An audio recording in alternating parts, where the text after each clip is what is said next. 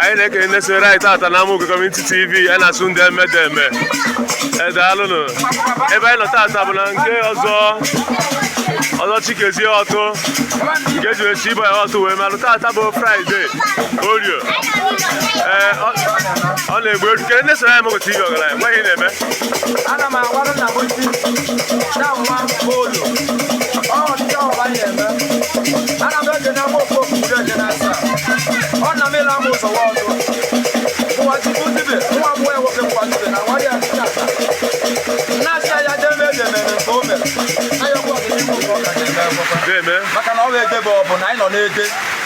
ọ ya melụ o ji aghara ego nwa o mekwa ike ya na ọ ya ebupụta nwoke ndị soro anyị ihe eji mara gị ya na-ete gị aba m bụ ọzọ omemgbe oji ọzọ na-eme a na iji ihe egbubu ihe n'ịnta n'imo daalụ nke ọzọ Chiboy omemgbe oji ka nọ na nke daalụ ndị soro anyị taa na Enugwu TV deme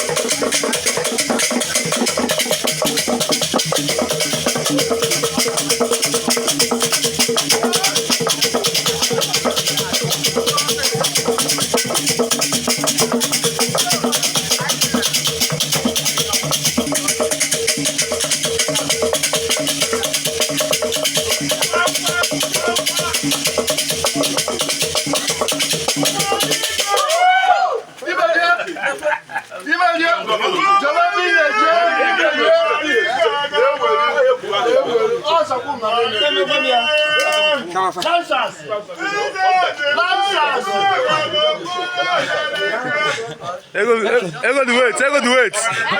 the weight.